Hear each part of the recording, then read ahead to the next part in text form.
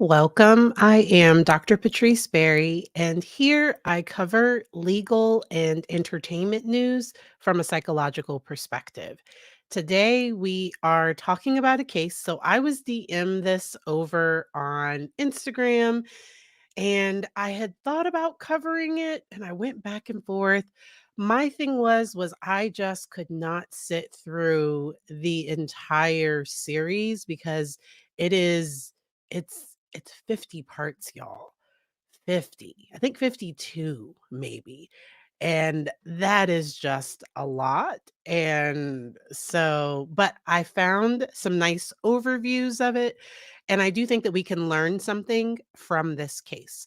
So, for this case, there are trigger warnings for emotional manipulation, for lying. And I want to talk about how we can notice some of these red flags. I also want to talk a little bit about sharing on the internet. Um, for this story, I'm interested to see how the person that's kind of become famous off of this story, how her content can shift over time, because she's admitted that talking about this story, this is traumatic for her. Like, this brings up a lot. And so I'm going to get into that a little bit today. I want to thank you all for joining. Somebody mentioned in the comments that they joined from Natalie Lawyer Chick, and she's going live at 2:45. I plan to be done here around in about an hour. And so hopefully we'll be able to hop over to her live after. But y'all, and some of y'all have watched the whole thing, and it's like 500 minutes. Okay. So this whole thing is long. So let me just give a brief overview of this case. So Reesa Tessa, and I have her TikTok linked down in the description if people want to go and check it out. She started with this story. She tried to protect the people involved and not give people's names, to just because I think she just wanted people to learn from her story, and that she was going to change some names because she didn't have permission to share those things. Now the internet did what the internet does, and people found who the ex-husband was. And so he's since come forward and he's said it's all lies, but like two of his ex-wives have come forward and they've both said this is true. And so let's hear it from her words. I am going to pause this as we're going. Let me know if I need to boost anything, if I need to bring my mic down, or if I need to bring the audio up for her up a little bit. So this is directly from her TikTok. This is her pinned TikTok. It's 10 minutes long, and this is the overview of everything. Okay, so things that my pathologically lying ex-husband lied about. Backstory. I'm gonna try to get as much of this as I can into this video, because I hate when people say follow for part two, but I'm gonna try. All right, backstory number one. We met in March of 2020. Georgia got shut down, locked down 2.5 weeks later. We got married January of 2021, and we were divorced August of 2021. So keep in mind that this story is spanning March of 2020 until about All right. So Karen, who is she? So this is Reesa. She's a lady on TikTok. Like, she started this series on TikTok about her who the F did I marry? Like, that is the series that she started. It has 50 parts. A friend of mine DM'd, like a friend of mine. So before I got the DM from a sub here, I got a DM from a friend of like, "Hey, have you watched this?" And I personally, so it's a lot. It's a lot of information. A lot has happened. She now has 3 million followers on TikTok.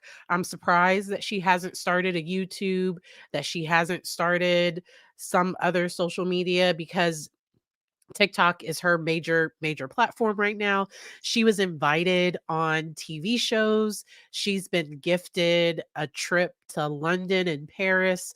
I heard a rumor, I don't know if it's true, that she was gifted a BMW as well. And so but her story, so this it gets bad.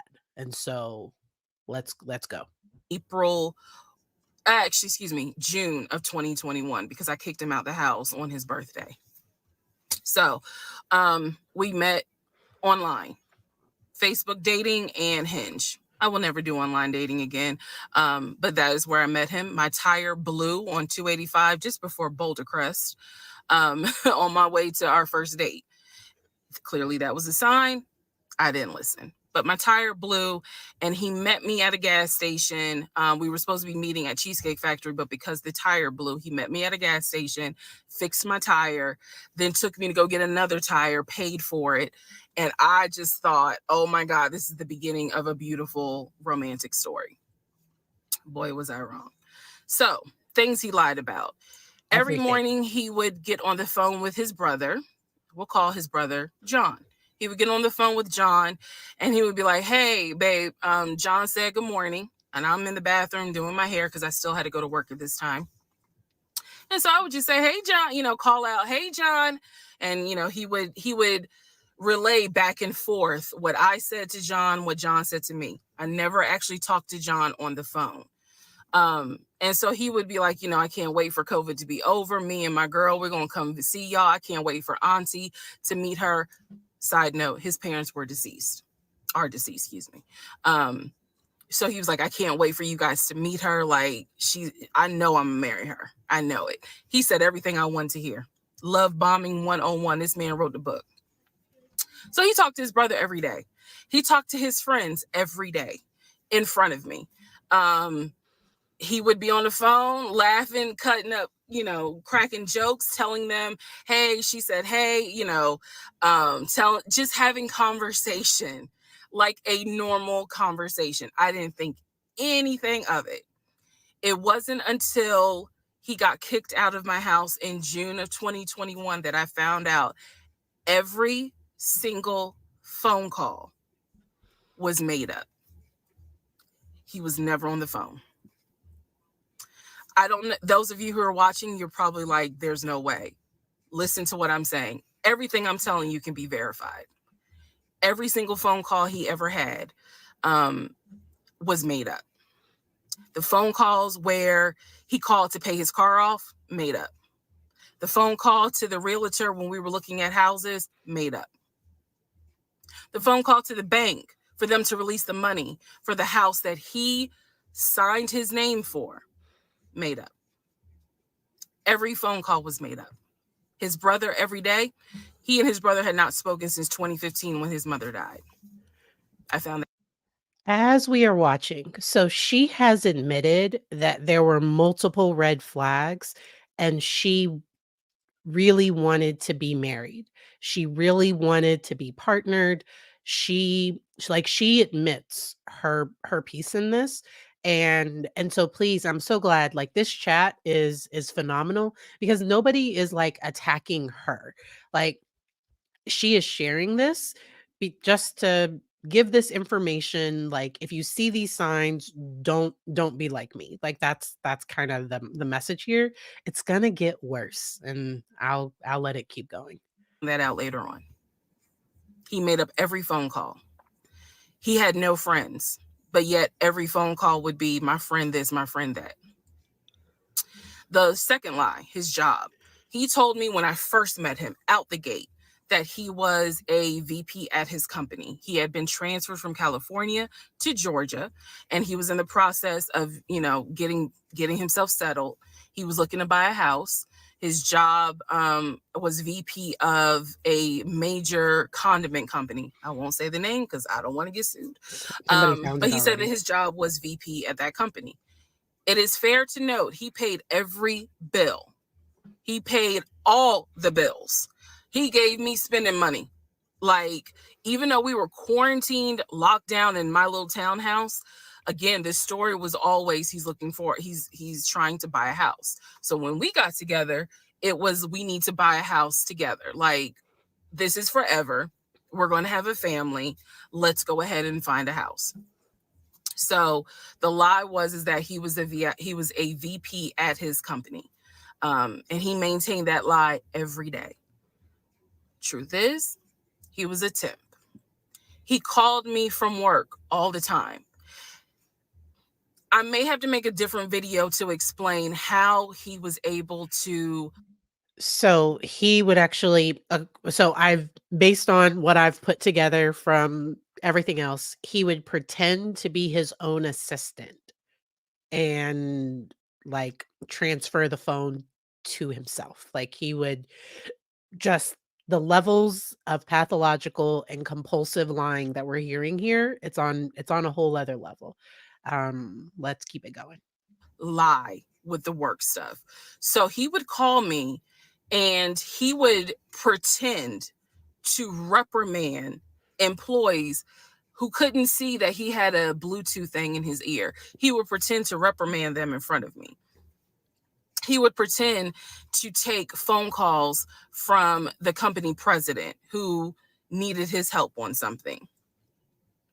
He forged emails that he showed me from the company president asking him, we need to get this up and running. We need to do this project. We need to do that.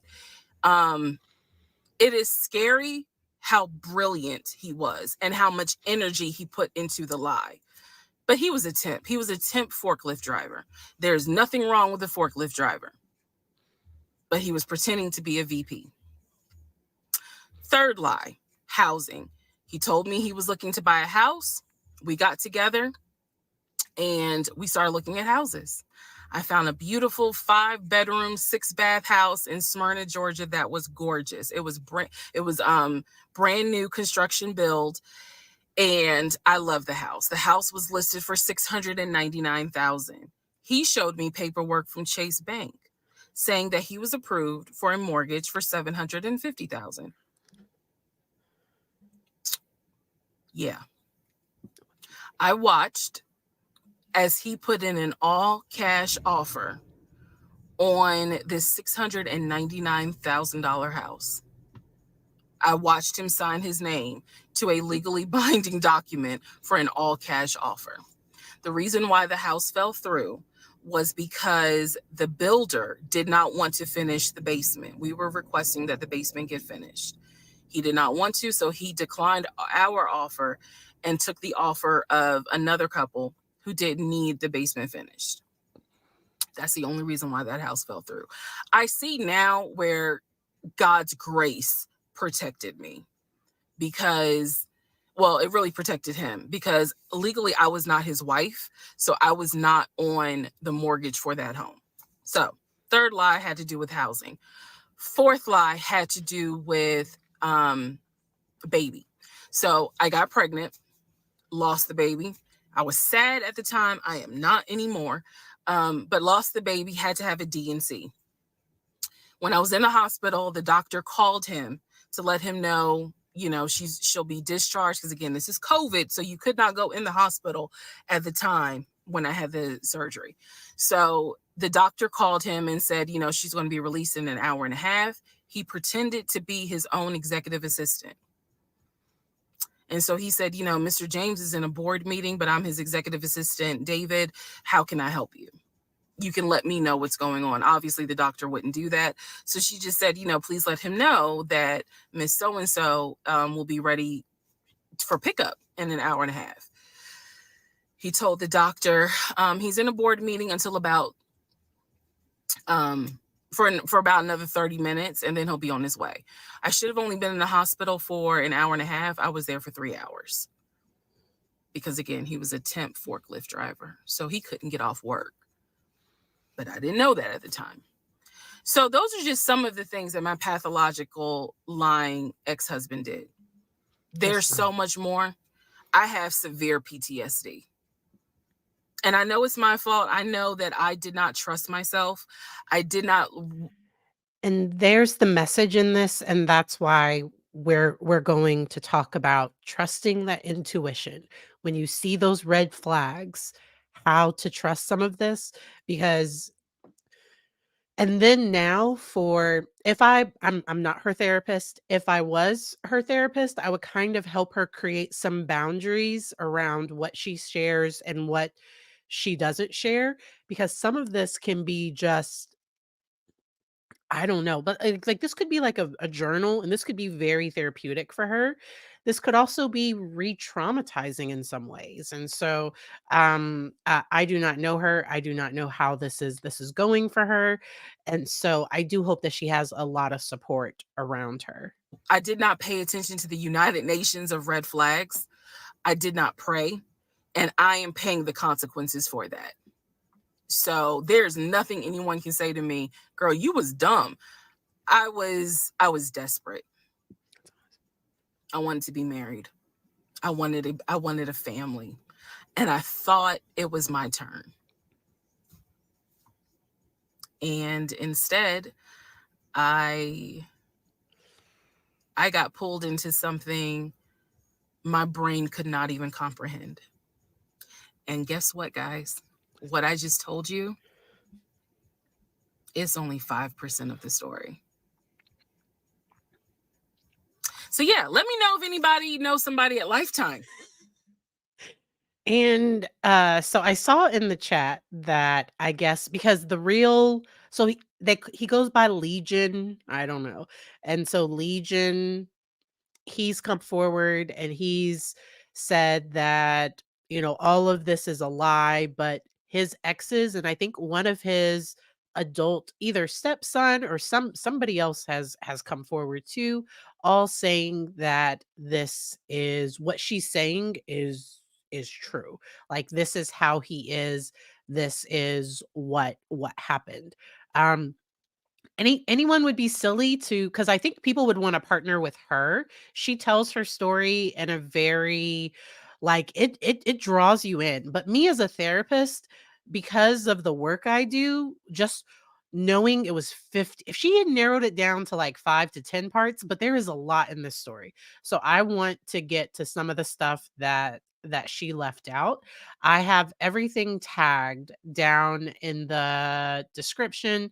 um on Kev on Stage, they covered this case, and there's a timestamp for who TF did I marry, and maybe about 10 minutes in, because then they start bantering about stuff, and so, but like they did a really thorough review of this case.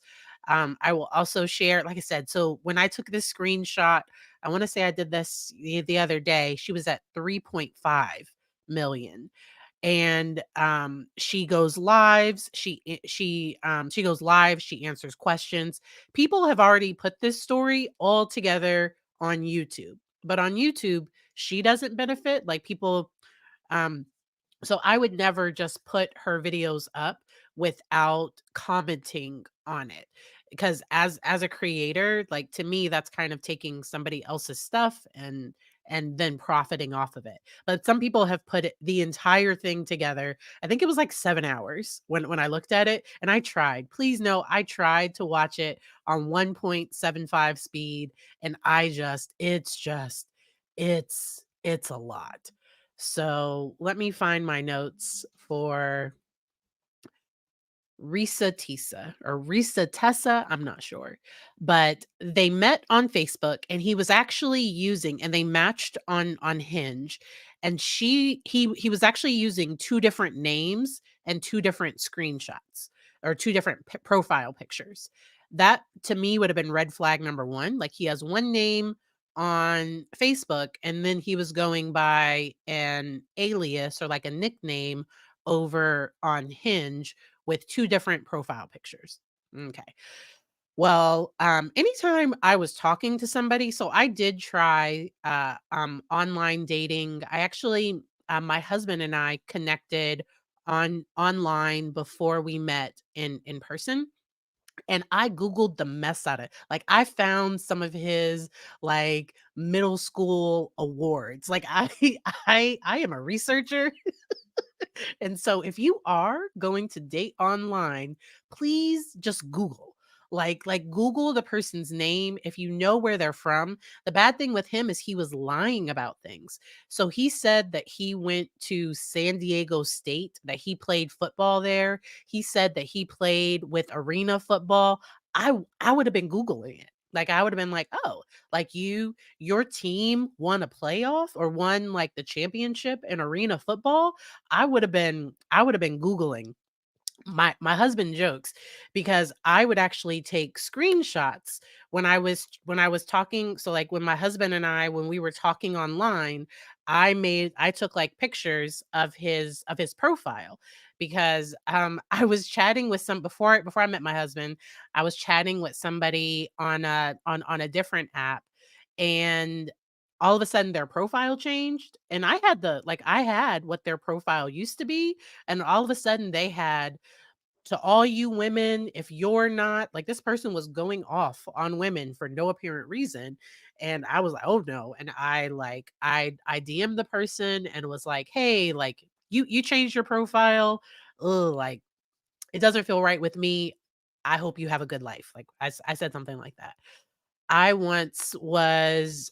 met someone once again before my partner, and I googled them, and some interesting things popped up that I was not comfortable with. Some things, and the person might have had a really good explanation for why some arrest popped up or why something popped up. The things that I saw online, I personally was not comfortable with, and so I made different decisions. So if you are going to date, like, just Google, like, just Google. And then when people lie about little things, sometimes it continues to get bigger. All right. So she blew a flat tire on their way to meet. He met her at the gas station, and he ended up paying for her to have her tire fixed. And all of these things he was doing and saying. Somebody else mentioned love bombing in the chat, and that's exactly what he was doing. He was showering her with everything that she wanted to hear right off the bat. And I don't think there's anything wrong with desiring marriage or desiring a relationship. However, when I start compromising who I am, what I want, so I don't believe that love is blind. And I don't think it should be. Like, I should go into love with my eyes wide open. Like, I need to see. Like, I shouldn't have to overlook things for love. I shouldn't have to accept things that are non-negotiable for me because of love. I'm watching season 6 of Love is Blind, and it is just ugh. Like, there's only one couple that I like, that I hope gets married. I hope everybody else, I personally hope they say no, because it's just there's some, I personally see some red flags. Now the show is edited in a way to portray people in certain ways, and so we might not be seeing their full relationship, but just what I've seen, I'm just like, and nobody's asking me, but I'm over here with my opinions. Um, so he had said that he did admit that he was married before, and he told Risa that his wife cheated on him, and that is probably a lie as well. Later on, Risa says that he was messaging other women, and she thinks he might have been sending other women like gifts and things. Like, there are some red flags that he might have been having these like online relationships with other people. Right at quarantine, he had a studio apartment. She had um, a 3-bedroom townhouse, and so they decided to quarantine at her house. And this is right at the beginning of the relationship. We're going from, I met you March 5th, I think she said, and then quarantine, I think in Virginia, was it like March 15th or 20th or something? Like, and then quarantine happened soon after that, and they are already living together. And I think for her, she's really honest with the fact that they were having conversations about marriage very fast and about what the future would look like, and, and he was saying that he was an arena football player and he made a whole bunch of money and he invested it well and he has these overseas accounts to save taxes, and so he has all this money and he qualified for this, $750,000 house. He According to Risa, he lied to her and said that they were going to get the house. They did not, and it's just this thing after thing after thing. Um, he he proposed to her, they get married, and then things just keep going downhill, and then she does leave, and I think that that says a lot that, at some point, it got to be too much for her, and she did leave. Because sometimes when you're in situations like that, and when you're already married, I wonder, if she had have had their child, like, if and so child loss is a lot, like, so trigger warnings for all of that. She talked about the fact that she was glad that she didn't end up having a child with him, because then they would have been connected for, like, the rest of, like, they would have been connected forever. And so she was glad that that did not happen. I have a link to this below because y'all know we like to nerd out here on this channel. And so just want to talk about pathological lying. Okay. And so I've heard it called compulsive lying and then also pathological lying. And for me, compulsive lying is somebody who will just lie and lie and lie.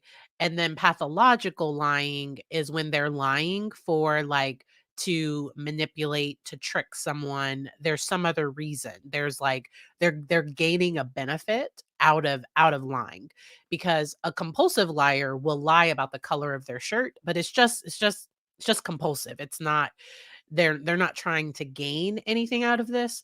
To me, from what Risa said, the lies that she says he told, they were all to make him look big and bad. They were to make him look great. And she throws out some diagnoses, and I don't know what he's diagnosed with. There are definitely some signs of love bombing, of possible, like, gaslighting. And so, she says there might have been some narcissistic traits. And I do have a video from somebody I follow that kind of goes in to, how to not engage with a narcissist, because when you engage with them, like, you're playing their game, and it's going to cause problems.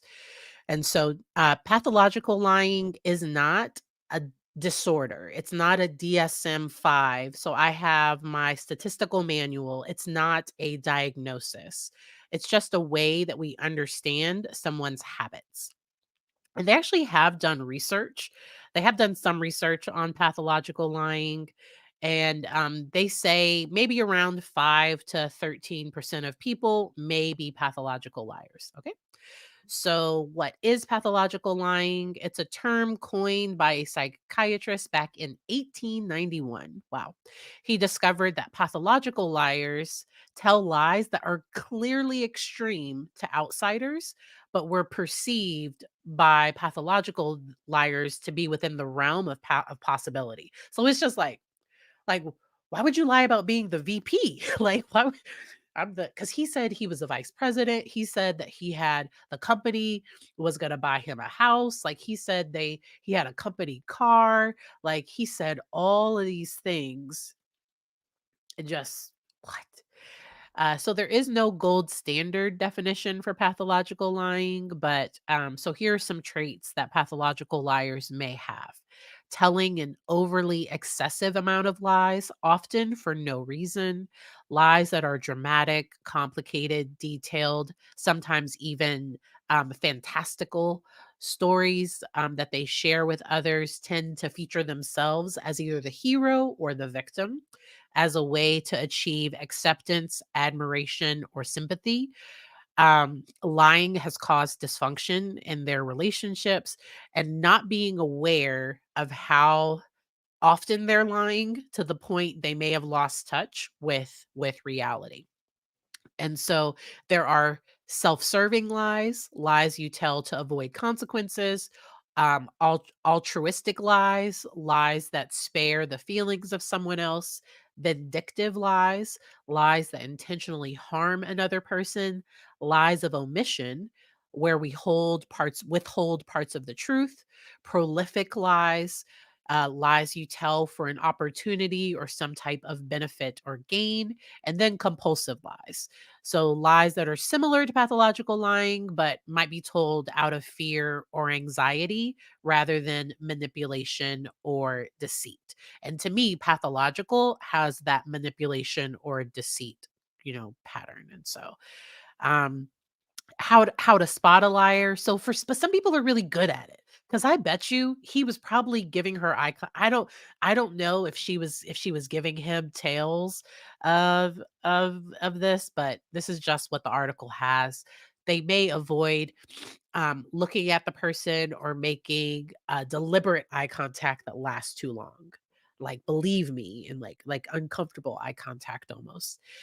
Fidgeting or moving around a lot. Y'all know I'm a little ADHD, so that's why my chair is always moving. One day, but even if I had a chair that didn't move, I would probably still be moving, even if the chair was stationary.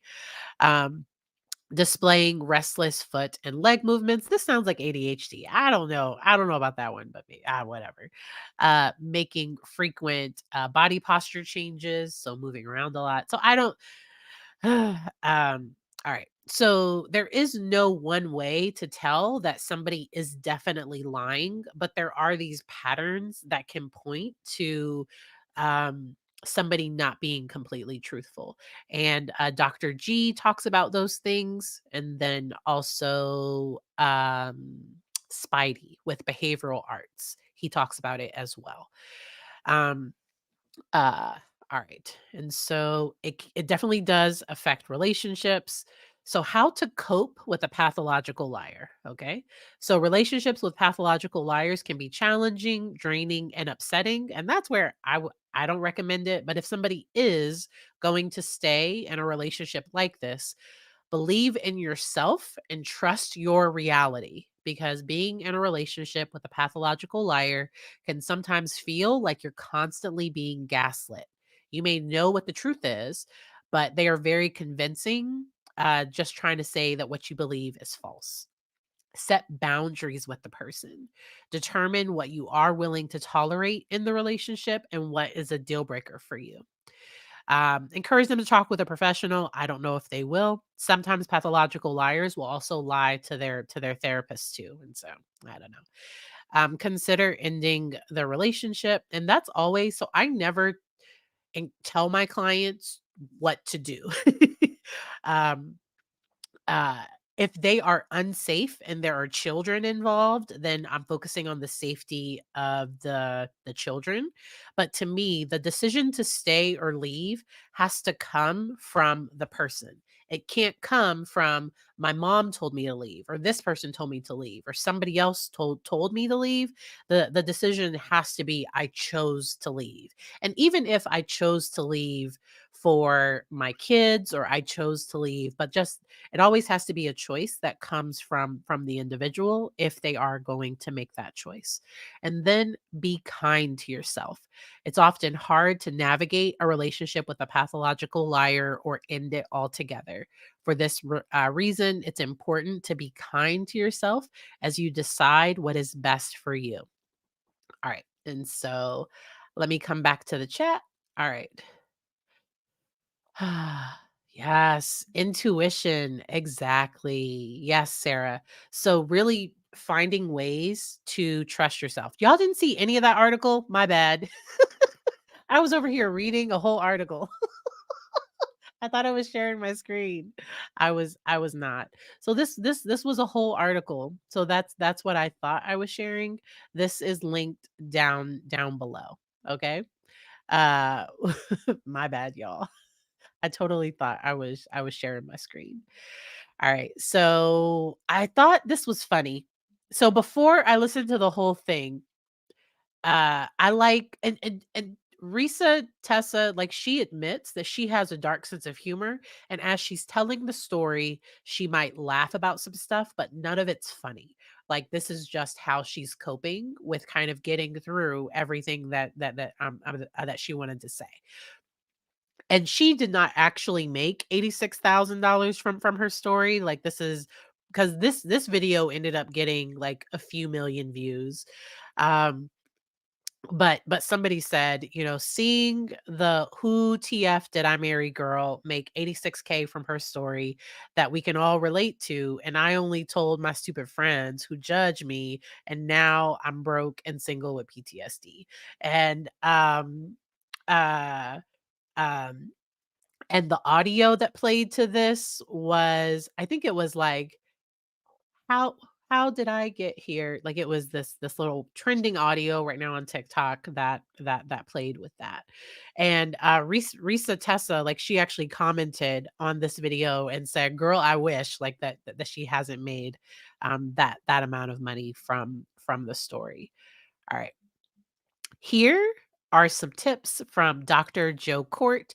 He's more active, I think, on Instagram and TikTok, but he does have a YouTube here, and I thought this was really helpful, and I wanted to share. Here are four mistakes people make when they're in relationship with a narcissist. One, trying to outsmart them. It's not going to happen. Narcissists don't play by the rules. You can't anticipate what their next moves are going to be, what their next words are going to be, because they don't make any sense to the situation. You're never going to win.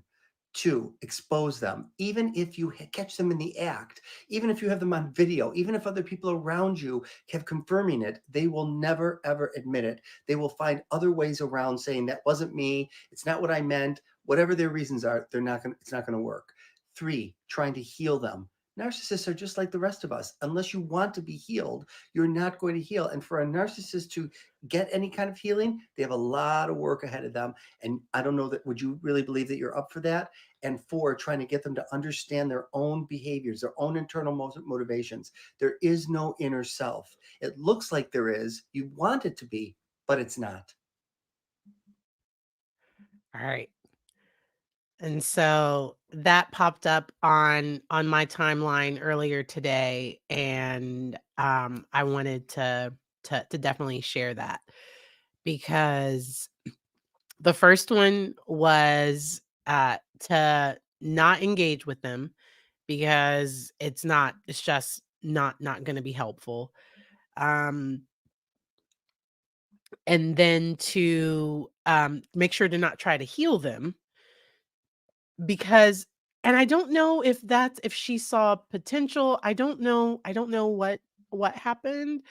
Um, she did admit that she liked the fact that he was paying the bills, and that was financially, that was good. I agree with Sarah. If you see red flags, run. And for me, the person is not a narcissist, that's the floor. Like, that's not the high part of my expectations, or my I'm trying to think of the word, my in a relationship, what I want in a relationship, not a narcissist, is like the floor. Like like like somebody that is emotionally intelligent, like somebody that is caring, respectful of themselves and others, somebody that, knows how to manage conflict appropriately. Like, there are certain things. So for me, in a relationship, somebody that yells and screams, that's something that I just can't do. All right. Questions. Please let me know if you have questions. Uh, do you have time to explain narcissist supply and how that works? Let's go on ahead. That's a really, really good one. All right. And so What is narcissistic supply? Let's talk about that. Let me share this tab and actually let y'all see it this time. Where there we go. That's where I want to be. All right. So, narcissistic supply refers to the constant supply of attention and admiration needed by narcissists. To gain this attention, narcissists often use a false self that is likable to attract people to them. However, because narcissists cannot make healthy connections, they tend to target people who are vulnerable in order to feed their supply. And I think that's what happened in this situation, that he likely picked up on some of her vulnerabilities, that she really did want to be married. Somebody specifically asked me to talk about I'm going to make myself a little bigger for this part. Um Somebody asked me to talk about the fact of like that religion might have played into this. Excuse me.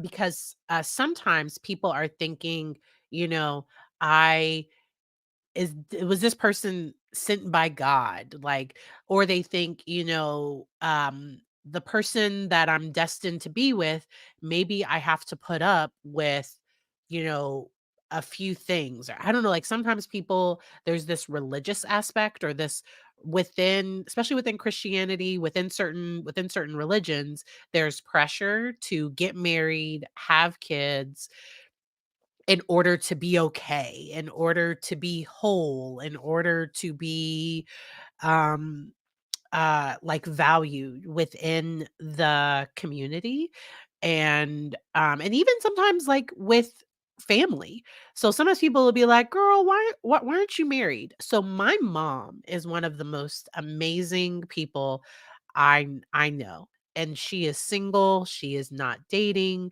She has standards. That was the word I was looking for earlier, standards. She has standards, like she's single by choice. So if she wanted to be married, she could be to someone. Like if it was just like, I just want to be married, like she could be married to someone, but it wouldn't be someone that was right for her. It wouldn't be like she hasn't found a partner that like and they were both on the same page, and like that's just not where she is right now. But that doesn't mean that there's something wrong with her. I work with a lot of people that are single, and part of what they struggle with is loneliness. And there's a difference between being alone and being lonely, because I can be married and lonely. I'll say that again. I can be married and lonely. Like loneliness to me is not a matter of my relationship status. It's a matter of my connection with the people that I love. It's do I have any self-worth?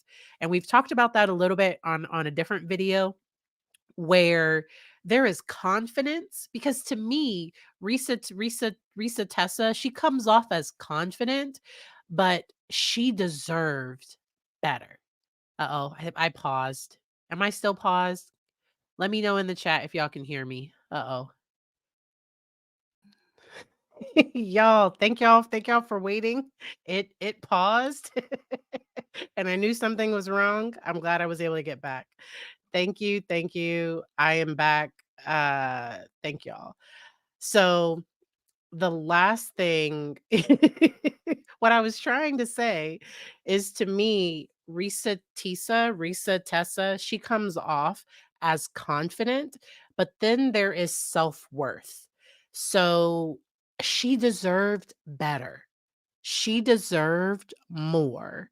She deserves somebody that's honest with her, that doesn't lie about their job and about being on the telephone for an hour. Like the dedication to pretend to be on the phone for an hour every day with somebody fake, like that's just that is so much. That is so much. I just can't. And so, I am just so glad that that we're able to talk and have this conversation. So with narcissistic supply, that's where sometimes gray rocking, so that's where, like, not giving them that attention. Gray rock is where you make yourself boring, you make yourself, and then they'll move on to something else. They'll move on to someone else. And now if you're in relationship with them, then that's a problem. Well, not a problem, like, that's like, you can't ignore somebody that you're in relationship with, but, uh, it can be, if somebody's willing to work on themselves, that's a different thing. If they're not willing to work on themselves, then that's gonna cause major, major issues. Sarah, thank you so much. Um, thank you, for that super chat. And so, let's see. Yes, gray rocking. Make yourself boring and just, like, don't give them that attention. So one of the worst things you can do with a narcissist is engage with them, is go back and forth, play that game, because that's where they thrive. They thrive in that conflict and drama. But if I'm just like, if they're like, "It didn't happen that way," and I'm just like, "Okay." Like, they want you to say, "Yes, it did." So then they can say, "No, you're crazy. You're," like, they want you to fight them. They want you to go do the back and forth. But if they're like, "It didn't happen like that." Okay. And so if you do have somebody in your life that doesn't tell the truth, if you know the truth, I wouldn't ask them, "Did this happen?" I would just say, "Hey, this is what I know." For me, I do not check my I can't be in relationship with somebody that I have to check their phone all the time, that I have to check their phone.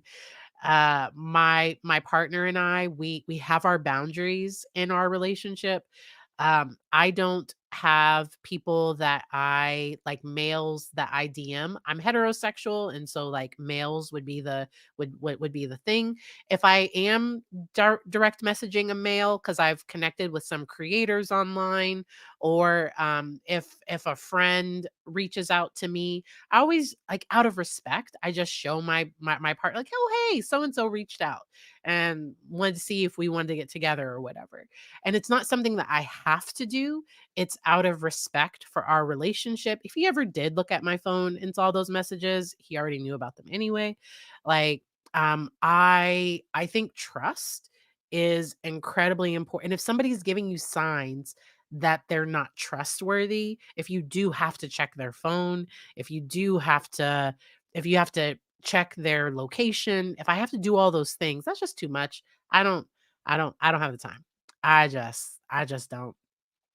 And I never did. Like, even when I was in my 20s, I was never with somebody that I felt I needed to, like, check up on, or no.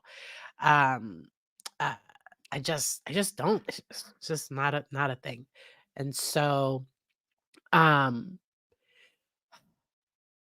I like, because with Love is Blind, the Netflix series Love is Blind, Chelsea. So if you're watching the Love is Blind, if you're watching that show, there's a particular contestant that has been portrayed as having some insecurities. Like, she wasn't secure in the relationship, and she's constantly asking, "Do you love me? Show me that you love me. Do you still like me? Do you find me attractive?"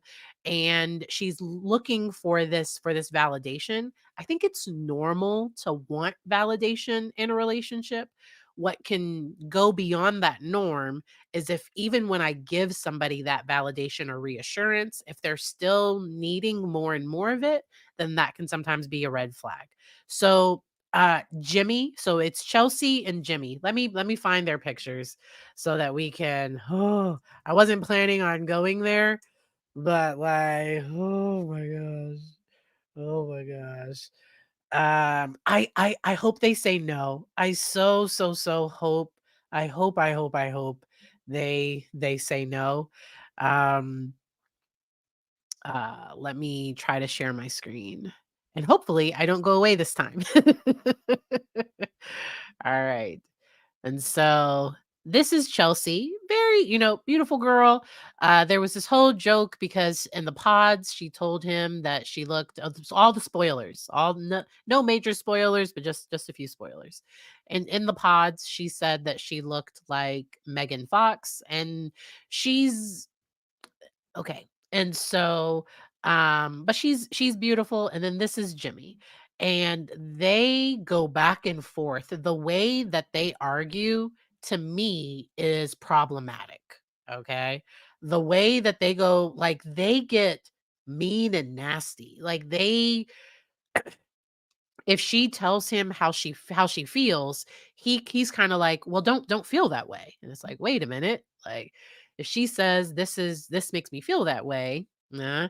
And then if he tells her, it's fine. Like nothing like I love you but it's just their dynamic is a bit of a mess.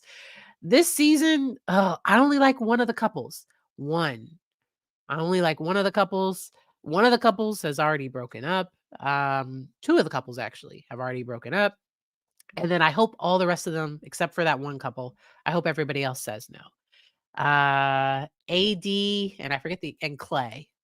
I think it's Amber. I'm bad with names, but I will show them too because we're talking about red flags. And so on Love is Blind, Clay and AD.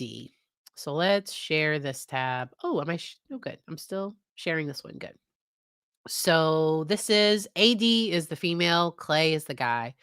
Clay has been sharing that he's afraid that he might cheat or like it doesn't sound like he's ready for marriage. Like he went into this experiment, but like it doesn't sound like he's 100% ready for marriage. And what he said, because AD has done therapy, she's done her work and she continues to do her work. And what he said is, oh, we can do couples therapy. And I'm like, Clay needs like to talk to somebody just for himself, in my personal opinion, that nobody asked for. Like working as a couple, if somebody has individual issues, coming together as a couple isn't going to help the individual stuff. And so, like, hey, let's both work on ourselves and let's come together and work on it together. Good gosh. And so that's my little Love is Blind sidebar. But with red flags in relationships, if you feel like you can't trust the person, if what they're saying just doesn't make sense, and I'm silly, like if I was dating somebody, I would Google. Like if you tell me that you're the VP at Heinz, I'm gonna Google that. Like I'm gonna but I'm a bit of a researcher. I don't know. So ugh. And it's not that I don't trust, it's that trust but verify. Like I can, because there were some things that I think Reesa Tessa was trusting of that like, but I think she knew that there was something wrong, but she wanted to be partnered. And she admits that she found him attractive and like that part of the relationship was fine, but none of that can really help or clarify. And I'm glad financially that she ended up protected in the divorce, it sounds like. But it is wow. Love After Lockup. Wow. I haven't seen that one. I haven't seen that one. Ooh, yes. You check prison records.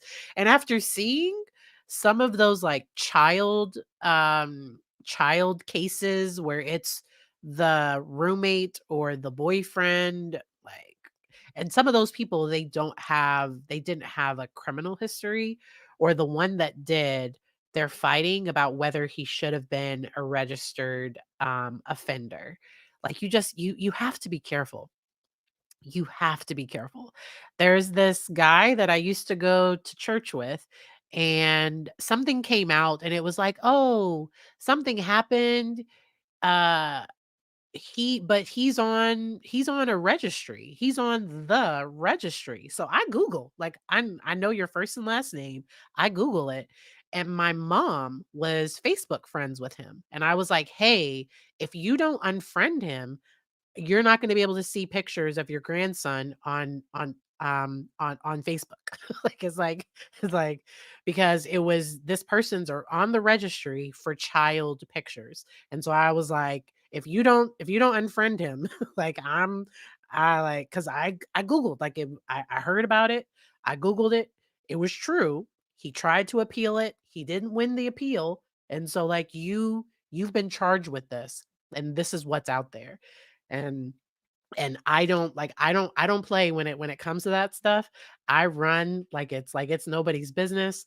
I had a client that I worked with who said that, like, "Oh, my boyfriend, he said he's on the registry, but like he didn't do it." And I'm like, "What's his name? Wait a minute." I'm like, "Hey, like this." And it's like, you need to make sure, because it's like, if people are putting children at risk, like, that's a huge red flag for me. And all I do is I Google it. I Google it. And then I also know, so there are people that are not on the registry that are not safe as well. And so I do just, like, but the least I can do is check the registry. Okay, like, that's the least I can do.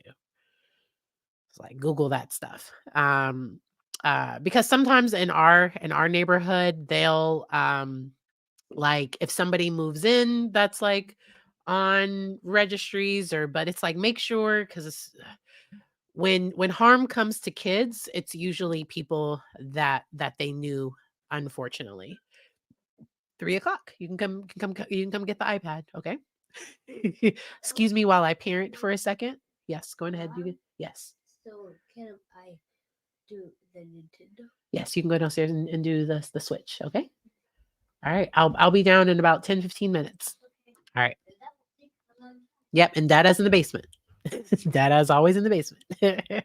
Yes. The Audrey case, and then I've also recently, there was a more recent case in Florida. Oh, I've been watching it with Grizzly True Crime. Um I'm so bad with names. It is my history. It is, let me see. Um Shouldn't have to scroll too far. I was just watching it. Madeline Soto. And that is, she was recently recovered, and it was the mother's boyfriend. They found inappropriate videos and things, and they believe that he had something to do with her not being alive anymore. And I just can't. And so, yes, Maddie Soto. Yes, it's this very, very sad case. I have been watching that with Grizzly True Crime. She did a really good breakdown and overview of that one. Um, and um, and to see the press conference. So I'll see if I cover that one here. Those things are very, very hard to cover, but I think it's good for people to know, like, what are some of these signs? What if, like, the thing I want my child to always know is, if something's not okay, I don't care who it is, my child comes first. Like, that they can tell, that if they don't feel they can tell me, you can tell your teacher, you can tell your grandma, your Gigi, like, you can please tell somebody. And hopefully they would feel safe enough to come and tell me. Um so I don't know enough. I saw the press conference with Maddie's mom, and my initial reaction,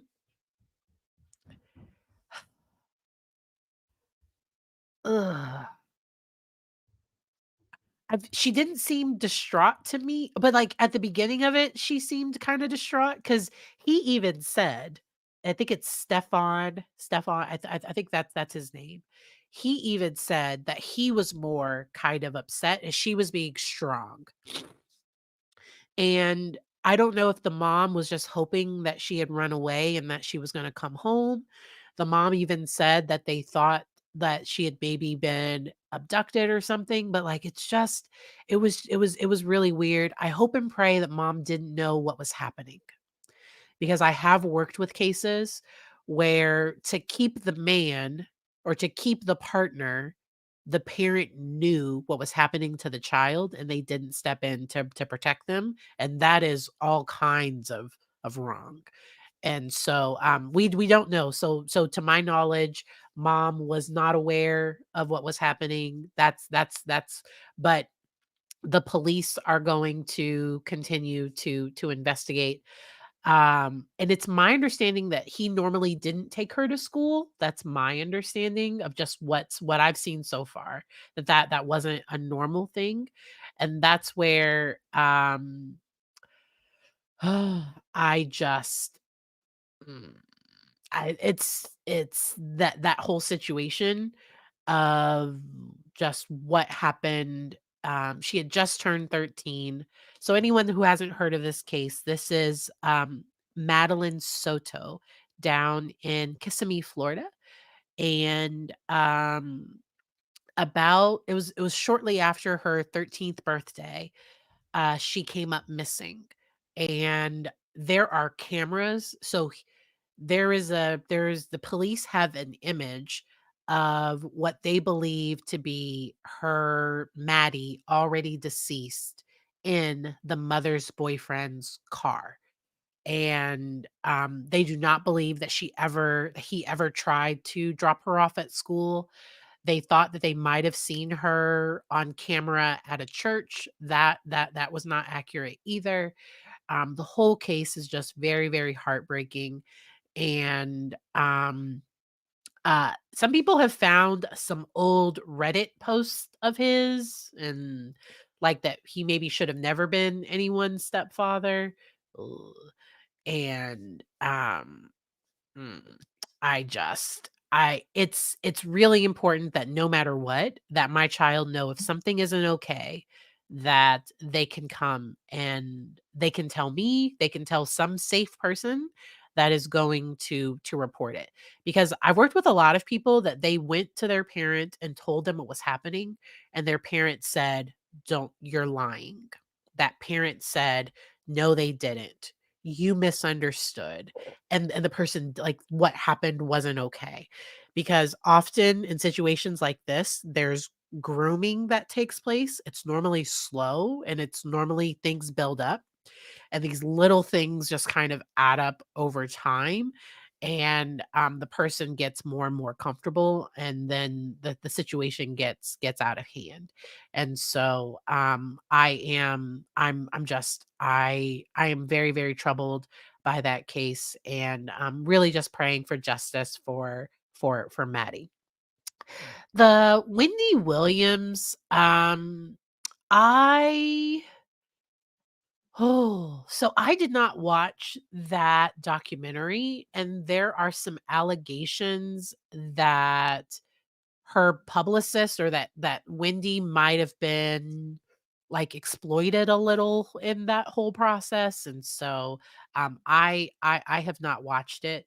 Um if somebody does tell a friend, I always want it to be an adult. Does that make sense? Because to tell another child, I don't think another child should hold that secret. And if a child knows, the child should tell an adult, and it should be on the adult to help the child get safe. So I work with a lot of kids where they are more comfortable talking with their peers, but then that can be very triggering to that peer and that peer because it can just it can create a lot of problems. So my goal is to always be an adult. Or that's where we talk about good secrets and bad secrets. So if my child came to me and said, this friend isn't safe, and I'm a mandated reporter, but even if I wasn't, if my child had come to me and said that, this person isn't safe or this is going on with my friend, I would reach out to the school. Like I would have this, I would do what I had to do because the safety of children is a utmost priority. I've also known people that have made false allegations on people, so that does happen. um my initial reaction is I always react as though everything is 100% true. 100% true. And so, um, it's so sad. And it was Audrey and then Maddie. And so, wow. Thanks, Karen, for putting the book thing out there. I wrote a book. It's right back there. Turning crisis into clarity, how to survive or thrive in the midst of uncertainty. But yeah. Elijah. Yeah, I haven't followed that one. I haven't followed the Elijah Wu one. Like, just please Google. Please, oh, please, please, oh, please Google it, okay? And if something is not okay, we never ever put a partner above the safety of our child. Never ever do that. And so, um, I think the mom in the Maddie Soto case, I think she was working a lot, and she's probably gonna have a lot of guilt.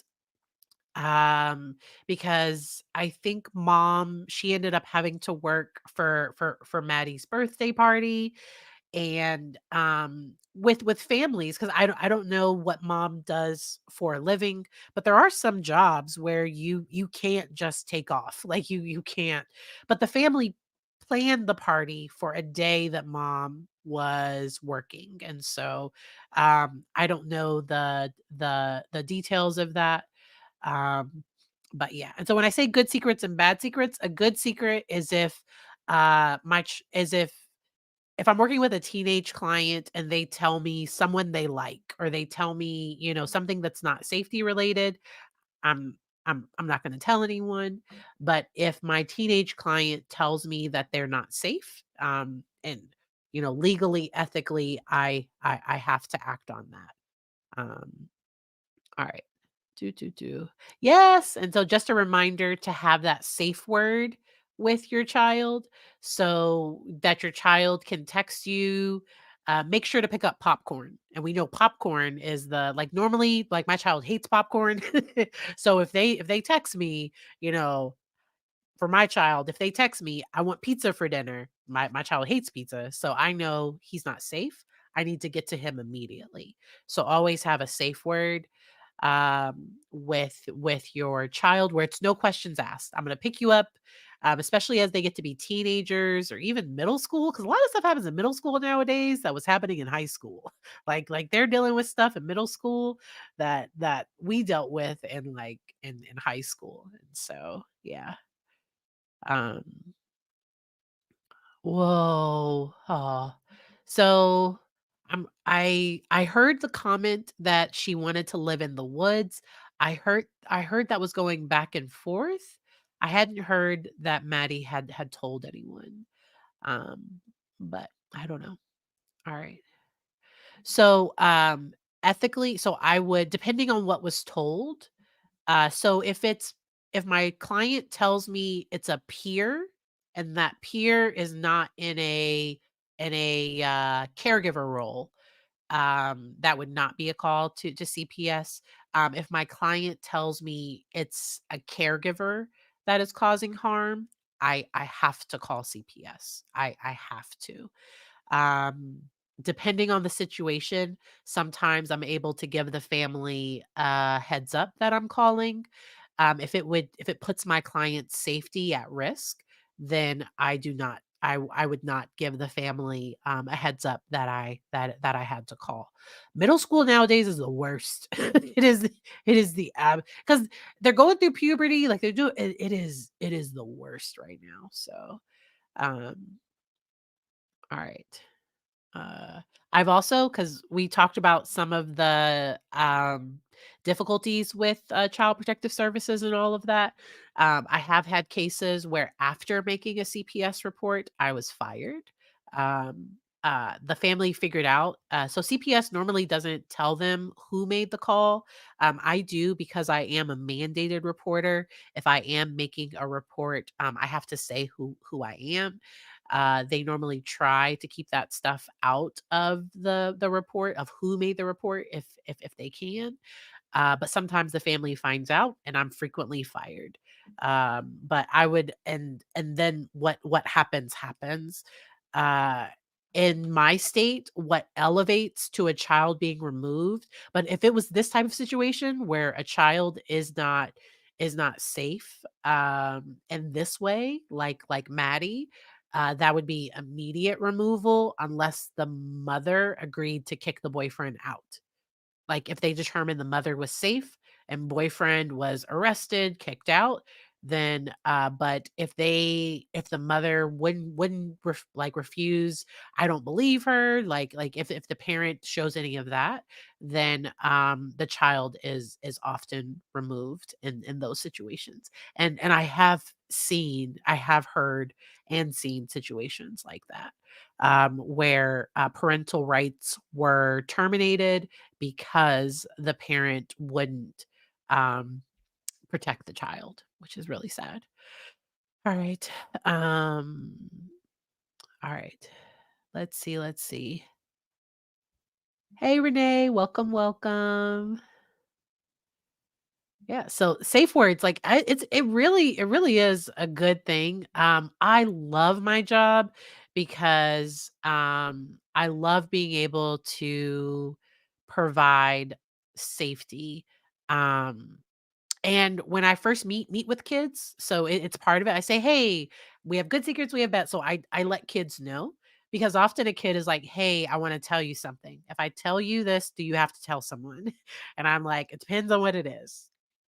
Now I'm going to try, depending on what it is. Um and so I am honest with that. And when people say it anyway, then like that's yeah. And so I've also had some phenomenal cases where um, the parent stood up for the child and protected their child, and they did everything they needed to do.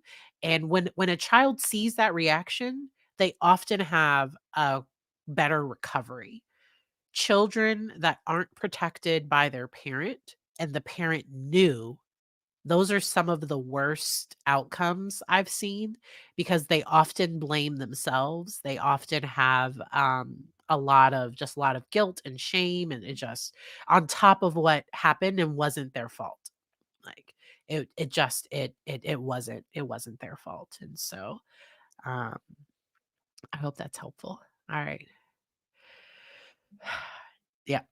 I see it that way. It really is. Now, I've also had one of my favorites.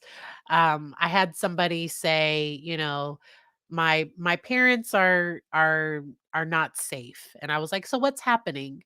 And the person was like, they make me wash the dishes, and it's like, ooh, it's like, so the person's perception of like what like a harmful parent was like a normal parent, and so like and the parent just like regular amounts of dishes, like not some excessive amount of dishes, just like when you eat your dish, you have to clean it. And the poor client was like, this is the worst.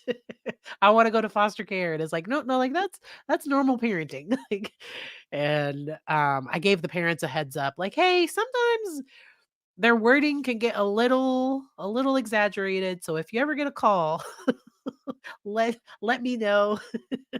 Because I had to keep asking questions. And when you ask more questions, um, uh, yeah, I ended up finding out that the parents were safe. Everything was fine. But yes.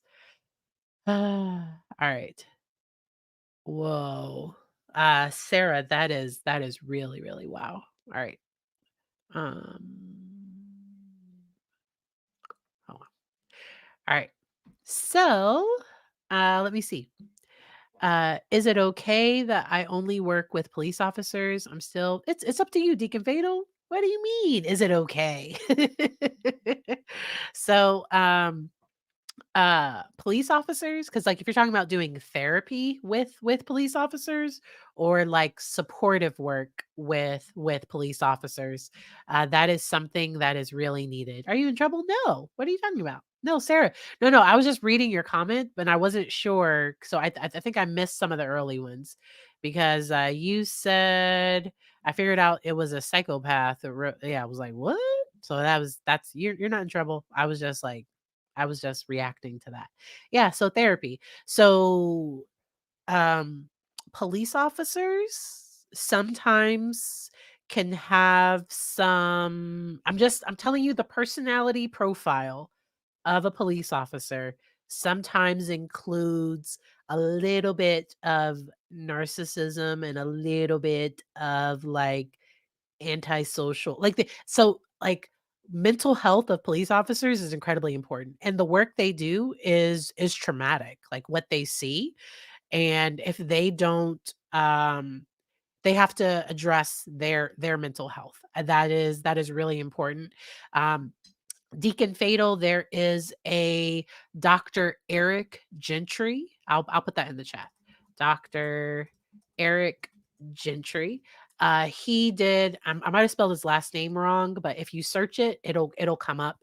He talks about compassion fatigue, and he specifically worked with police officers and with trauma responses, because often people get into roles and jobs like that for a reason. It's like a lot of therapists had like crappy childhoods. Like a lot of nurses and doctors lost somebody to an illness, or they were a caretaker for someone. Like the reason why we get into jobs and positions. And so making sure that that our military service people, that police officers, that doctors, look, making sure that y'all know I'm for therapy for everyone, but especially people that have jobs where every day it's their job to protect and serve. But if they are hyper vigilant, they can make a mistake that can cost people lives. And I think officers have to be aware of their own bias, and just making sure uh, to stay centered and grounded and aware in situations where they may feel their life is being threatened. And so making sure, and because it's really hard. I was I had I had a situation where somebody did pull a pew pew on me yesterday, and then now I think somebody like it's so like them doing trauma work, I think is really important. Those are just my thoughts. All right. Yes. And so, I have worked with some, people that have filed complaints against, uh, their partners that were involved in law enforcement, and that has just created a lot and it took a lot for them to do that. I also did some risk assessments for people that were in, like, another country that, had experienced harm in that country, and they were protect and the because their parent was a police officer, they were kind of protected. And so, um, like authority, people shouldn't abuse their authority. And so, yeah. All right. Yes. Eh, just like Oprah, therapy for everybody. Just and let it be reasonable and within your budget and effective, the right fit. Like that's my goal for it. And so Um, I'm so glad that y'all were able to join me today. Still feeling better. My allergies and sinuses are still just like, and so thank y'all for. I'm a little bit more nasally today. My voice didn't crap out like the last video. Thank y'all for supporting the do not react, or how to not react to video, the power of not reacting. Thank y'all for supporting that video. If y'all want more like how to videos that are just those educational ones, I'm planning to do maybe one or two a month. We'll see. But if there's a topic, like if I keep posting those community posts about relationships, and you're like, "Hey, let's talk about this," and we can talk about it. But I wish Ressa Tessa, I don't know how to say it. I wish her all the best. I do hope that she's able to shift her platform. The sad thing is when she shifts her platform away from the "Who TF did I marry?", her analytics might go down. So people like the drama, and that's kind of what made her viral. And so I just hope that she takes care of her mental health through all of this.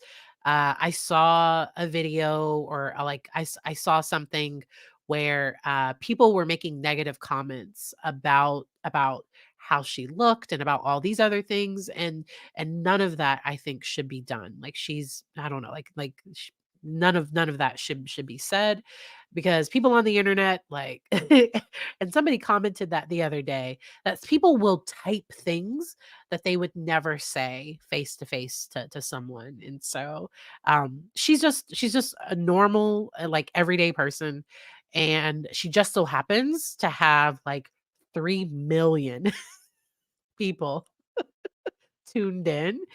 And what you want to go viral on social media normally does, because I don't know that she wanted her story to get this much attention. I don't know that that's what she really, really wanted, but normally what you want to go viral, but then, like, the video that's just like, "Oh, let me just throw this up there real quick," and then that's the thing that ends up going viral. And so the Gypsy Rose thing, like, that's more of like, ugh, like, her I have some thoughts. I did a video covering the past.